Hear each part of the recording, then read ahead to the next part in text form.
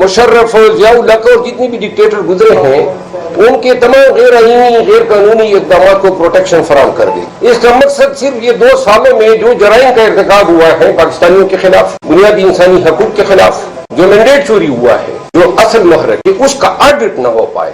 Audit جو ہے result ہمارے ہاتھوں میں ہے، اور الیکشن ٹریبیونل پہ اسٹے اور الیکشن کمیشن کے کردار آپ سب کے سامنے ہیں، تو لہذا اس آئینی ترمیم کے ذریعے اب یہ ممکن بنا رہے ہیں کہ پاکستان تحریک انصاف کا جو مینڈیٹ چوری ہوا ہے اس کا آڈٹ کبھی نہ ہو پائے، یا کم از کم اس وقت تک جب تک یہ اسمبلی اپنی میعاد پوری نہ کر لے۔ ایک ذاتی رائے میری ہے جو جس کا پی ٹی آئی سے کوئی تعلق نہیں ہے، وہ یہ ہے کہ میں یہ سمجھتا ہوں کہ آج جو یہ جمعیت علماء اسلام نے اس آئینی ترمیم کی جو حمایت کی ہے، میں سمجھتا ہوں کہ یہ آئینی پیکج لانے سے پہلے کہ ان کی انڈرسٹینڈنگ تھی کہ ہم کہیں گے کہ یہ قاضی فائز عیسیٰ کو ایکسٹینشن دیں گے، اور یہ تمام انڈرسٹینڈنگ تھی کہ پھر آپ کے مطالبہ اور پہ یہ نکال دیا اور این یہی ہونا تھا۔ بہرحال یہ کوئی اصولی موقف نہیں ہے۔ پاکستان تحریک انصاف کی قیادت آتی ہے، ابھی بھی ہماری اپوزیشن چیمبر میں میٹنگ ہوئی ہے، اور وہ چاہتے ہیں کہ مولانا صاحب کی پارٹی کے حوالے سے کوئی بیان بازی نہ ہو، اور بالخصوص ان سب نے مجھے کہا تو میں نے انہیں کہا کہ میں اپنی ذاتی رائے جو ہے ہمیشہ ایکسپریس کرتا رہوں گا۔ اس چیز کو ہم نہیں ہونے دینا چاہتے تھے، اور یہی چیز انہوں نے کر دی۔ یہ وہ آئینی ترمیم ہے پاکستان کی آئینی اور سیاسی اور جمہوری تاریخ میں کہ جس کو کامیاب کرانے کے لیے اربوں روپے کی افرز ہوئی، خواتین خانہ اغوا ہوئے، دھمکیاں دی گئی، بچوں کو مارا پیٹا گیا۔ بنارسی ٹھگ جو ہے وہ نیشنل اسمبلی میں فارم 47 کے ذریعے لائے گئے ہیں۔ اب یہ کہتے ہیں ہم آئینی ترمیم کر رہے ہیں، سینٹ پوری نہیں ہے، قومی اسمبلی پوری نہیں ہے، لیکن پاکستان میں یہ ڈنڈے کے زور پہ سب کچھ کرا رہے ہیں۔ پاکستانی قوم ان سب کرداروں کو یاد رکھے، یہ شارٹ ٹرم میں اپنے مقاصد تو حاصل کر لیں گے، لیکن لانگ ٹرم پہ یہ اس آئینی ترمیم کے ذریعے انہوں نے پاکستان میں قانون کی حکمرانی کی تدفین کر دی ہے۔ سب سے زیادہ دکھ مجھے ذاتی طور پہ بلاول بھٹو زرداری صاحب کے ان تقاریر اور ان میسیجز سے ہوئے جس میں انہوں نے قاضی فائز عیسیٰ صاحب کو انتہائی ایکسٹرا آرڈینری خراج تحسین پیش کیا کہ یہ ہمیں انصاف دیا۔ کیا انصاف دیا؟ ذوالفقار علی بھٹو شہید جو ہے اس کو تو عدالتوں نے مار دیا تھا، سپریم کورٹ نے، تو کیا اس کو زندہ کر دیا ہے؟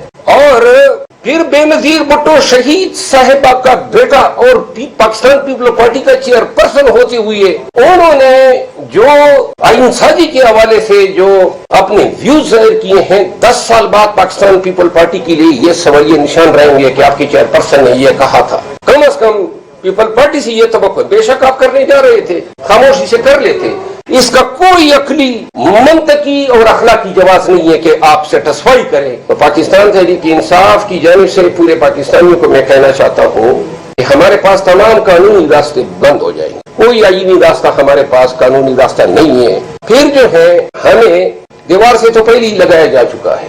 میں خود لاغر ہوں، نکات فیل کر رہا ہوں، بیمار ہوں، لیکن میں یہ سمجھتا ہوں کہ ہم اس تمام پروسیس کو انڈو صرف اور صرف عوامی احتجاج کے ذریعے کر سکتے ہیں۔ یہ جیلی آئینی ترمیم جو ہے اور یہ تمام جو اعمال کبیرہ کی یہ مرتکب ہو رہے ہیں، اس سے جان چھڑانے کا پھر واحد حل یہی ہوگا کہ پوری قوم سڑکوں پہ نکلے، اس نظام کو ٹکر دے کے اور اس کو گرانے کے علاوہ کوئی چارہ نہیں۔ اور اب تو یہ نظام اس آئینی ترمیم کی وجہ سے اب ان جرائم کو پروٹیکٹ کر رہا ہے، کوئی راستہ نہیں چھوڑا ہے۔ تو لہذا جب بھی پاکستان تحریک انصاف فیصلہ کرے گی احتجاج کی، اور احتجاج ہی واحد حل ہے۔ ان تمام گزارشات کے ساتھ میں نے اپنا معافی ضمیر آپ کے سامنے بیان کیا۔ کچھ باتیں بحیثیت P T I member national assembly اور پاکستان تحریک انصاف کی طرف سے میں نے کی، لیکن جو جے یو آئی کے حوالے سے بات یا بلاول صاحب کے حوالے سے یا جمل ولی خان کے حوالے سے، وہ میری ذاتی آرا ہے۔ سر فیصل واڈا نے کہا ہے کہ پی ٹی آئی میں کوئی فارورڈ بلاک کرنے جا رہا ہے، اور ایک بڑا ہی کوئی جو ہے سینئر جو آپ کا لیڈر ہے وہ ہیڈ کرے گا، اس بات میں کتنی صداقت ہے؟ اس میں اتنی صداقت ہے جتنی آپ لوگوں کو فیصل واڈا بنانے کی، لیڈر بنانے کی پڑی ہے۔ یہ کیا کردار ہے؟ ہر وقت میڈیا پہ بیٹھا ہوتا ہے اور آپ لوگ ووٹ کرتے ہیں۔ شرم آنی چاہیے، کوئی کسی کی اخلاقیات ہوتی ہیں، کوئی ایتھکس ہوتی ہیں، کوئی ویلیوز ہوتی ہیں، ایسے کرداروں کو آپ لوگ میڈیا پہ پروموٹ کیوں کرتے ہیں؟ یہ ہمارے اس میں کر رہے ہیں۔ کوئی بتا دینا آپ میں سے کہ کوئی اخلاقی جواز ہے اس شخص کا پی ٹی آئی کو چلیے، سب کے ساتھ لڑ رہا ہوتا ہے، کس کی بھی آپ پہ لڑ رہا ہوگا؟ कौन सी पार्टी है इस? ये सारी आईनी तरमीम के पीछे वाहिद मुहर्रक था वो ये था कि मंसूर अली शाह और सुप्रीम कोर्ट ऑफ पाकिस्तान को बेदस्त पा करना। तो हम इस प्रोसेस का हिस्सा क्यों बनते? हम तो अदालतों की आज़ादी की ख्वाब देख रहे हैं, पाकिस्तान के बुनियादी हकूक, आईन की बालादस्ती और जमहूरियत की हुक्मरानी की हमने ख्वाब देखे हैं। पाकिस्तानियों को एक ऐसे मुस्तकबिल से नवाजने ख्वाब देख रहे हैं जहाँ अमन हो, जहाँ बदअमनी और टेररिज्म जो है उस पर काबू पाया जा सके। मुल्क के हालात किस जानिब गामजन है, दहशतगर्दी ने केपी को पारा पारा कर दिया है और यहाँ इनको पड़ी हुई है कि ये मैंडेट की चोरी को रोकने के लिए हमने ये करने हैं। ये जो आज में कॉन्स्टिट्यूशन अमेंडमेंट हुई है, याद रखें एक वक्त ऐसा भी आएगा कि शायद पीपल पार्टी और ऐसे लोग मिल के फिर अपने ही किए किराए पे पानी फेरने के लिए 18वीं तरमीम पीपल पार्टी का कारनामा था, आज अपनी ही 18वीं तरमीम को इन्होंने नेस्तो नाबूद कर दिया। आज जो 98वीं या जो बुनियादी इंसानी हकूक के हवाले से या दलिया की आज़ादी के हवाले से 18वीं तरमीम के जो फायदे थे वो तमाम उन्होंने आज अंडू किए। सर ये बताइएगा, दो सवाल है मेरे। एक तो ये कि आपने कहा कि हम सड़कों पे निकलेंगे, एहतजाज करेंगे। गुज़िश्ता 2-3 एहतजाज आपके हुए जो फलाप गए। अली अमीन गन्नापुर साहब भी एक दफ़ा कोई 10-15 कोई 12 जिला पार करके पेशावर चले गए। दूसरी चीज ये है कि ये जो अमेंडमेंट्स हो रही हैं, ये जो कॉन्स्टिट्यूशन जिसे आप पीटीआई क्राइसिस कह रही है, इसके जिम्मेदार पीटीआई खुद नहीं है, क्योंकि जब वो खुद गवर्नमेंट में थे तो पीटीआई की जानिब से जो उस वक्त तरमीम होती थी, वहाँ जो कानून पास होते थे वो भी किसी के कहने पे होते थे और उस वक्त भी पार्लियामान को हरासा किया जाता था। बुनियादी तौर पर मैं एक वकील हूँ। अगर पीटीआई के दौर में भी बुनियादी इंसानी हकूक या रूल्स को बलायताक रखते हुए कोई अफआल हुए हैं, मैं उनको डिफेंड नहीं करता हूँ। हर दौर में जिस दौर में भी जो भी गलत काम हो उसको कंडेम किया जाना चाहिए। हमारी बुनियादी तरजीह जो है वो पाकिस्तान के अवाम होने चाहिए। कहाँ ये शॉर्ट टर्म अपने आप मकासद के असूल के लिए ये इस तरह के पैकेजेस लाते हैं।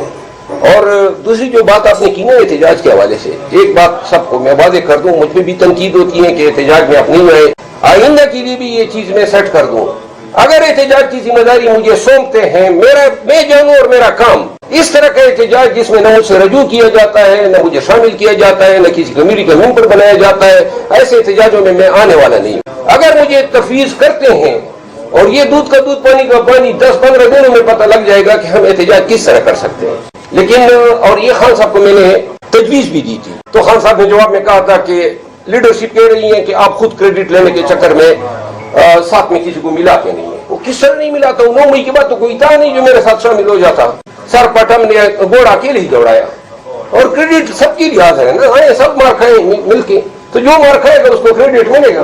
सर इमरान खान की रहाई मुश्किल होती नजर आ रही है आपको इस तरमीम के बाद? मैं ये समझ रहा हूँ कि अब हमारे मसाइल बढ़ते जा रहे हैं और तमाम मसाइल को इकट्ठे चैलेंज के बजाय सबसे पहला चैलेंज हमारा होना चाहिए फ्री खान नाउ। पहले खान की रिहाई हो, इसके बाद खान जब बाहर आ जाए, और इसके लिए हमारे पास और अदलियत तो मजीद कंप्रोमाइज हो जाएगी। खान की रिहाई की तवक्को तो अमलिया लिया से है ना आईनी तौर पे, तो लिहाजा और खान तभी रिहा होगा जब कम से कम 2 लाख पाकिस्तानी मेरे साथ डी चौक में बैठे। और ये इसको बड़बोले की बात ना समझे, 9 मई के बाद भी कोई तस्वर नहीं कर सकता था कि पीटीआई का एजेंडा जो है कोई लहरा सकता है। लाखों लोग मेरे साथ निकलेंगे भी, सिर्फ और सिर्फ अल्लाह करे कि हमारा कंसेंसस डेवलप हो। हमें ये करना चाहिए था।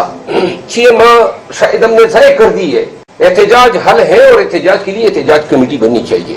ये हमारी पार्टी के अंदरूनी मसले मसाइल हैं और खान को मैंने तजवीज़ दी थी, उन्होंने मेरे साथ कमिटमेंट की थी कि हम इस तरह करेंगे, लेकिन बाद में शायद कुछ हजरात को ये आइडिया पसंद नहीं थे, तो इस वजह से जो है उस पर अमल दरामद नहीं हो सकता। सर जैसे अली अमीन गन्नापुर साहब डी चौक से चले गए थे काफिलान को छोड़ के, तो क्या समझते हैं कि 2 लाख लोग निकलेंगे आपके साथ? मेरा ख्याल है अली अमीन खान के चलने के हवाले से या डी चौक में एक अली अमीन खान तो नहीं है ना, पीटीआई में करोड़ों लोग हैं।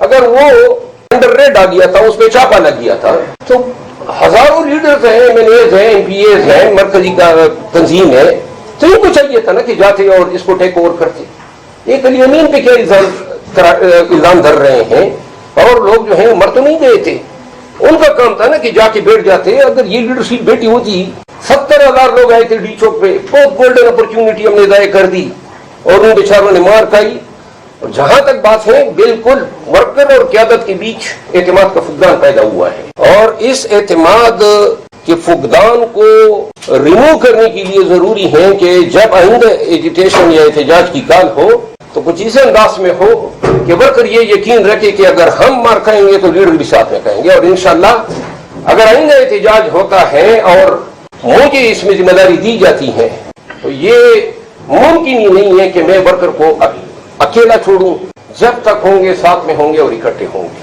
سر آپ کے بہت سارے لیڈرز ایسے بھی ہیں جو 15-20 کارکنان کو اکٹھے کر کے ویڈیو پیغام جاری کر دیتے ہیں، بات کو ہوم کر رہے ہیں لیکن قوم آپ کو دیکھنا چاہ رہی ہے، آپ کب نہیں کر رہے ہیں؟ میں یہ کہہ رہا ہوں نا 6 ماہ ضائع ہو گئے، میں تو کہہ رہا ہوں نا کہ مجھے ذمہ داری دے لیکن مجھے نہیں دی جا رہی ہے، مجھے تو سائڈ لائن کیا گیا ہے۔ یہ جو اتنے احتجاج ہوئے سوائے اسلام آباد کے جلسے کے، کسی احتجاج میں نہ مجھے کسی نے دعوت دی، نہ کسی کمیٹی میں ڈالا، نہ کسی نے بلایا، نہ کسی نے کہا، 1 ماہ بیمار رہا، کسی نے بیمار کرسی تک نہیں کی، تو لہٰذا میں اب اپنے ٹائم خود ہی لیڈر بن کے کہوں کہ نہیں پی ٹی آئی پہ میں اب ایک لیڈر آ گیا ہوں اور میں خود احتجاج کی کال دے رہا ہوں، یہ خان کا فیصلہ ہونا چاہیے اور خان کو یہ فیصلہ کرنا چاہیے، اور علی امین خان کو اس احتجاج سے علیحدہ کیا جانا چاہیے۔ علی امین خان وزیر اعلیٰ ہیں، نون والے جو ہیں گردان کرتے رہتے ہیں، صوبہ جو ہے مرکز پہ چڑھ دوڑا، الزام تراشی علی امین خان پہ ہوتی ہیں، اور یہ اس حد تک بات درست ہے کہ وہ ایک کانسٹیٹیوشن منصب پہ فائز ہیں، ایک صوبے کے چیف ایگزیکٹو ہیں، چیف منسٹر ہیں، آپ کیوں یہ جواز نون کو فراہم کر رہے ہیں؟ ہم لوگ ہیں نا اس احتجاج کو کرنے کے لیے، اور علی امین خان یہ 4 احتجاج یا 5 احتجاج انہوں نے کیے، اور اگر وہ نہ ہوتا تو شاید مجھے تو نظر آ رہا تھا کہ یہ احتجاج بھی نہ ہو پاتا۔ تو لہٰذا علی امین خان میں یہ سمجھتا ہوں کہ اس کو صوبہ سنبھالنے دیا جائے، یہ احتجاج کا کام ان کو تفویض ہونا چاہیے جن کا کام ہے۔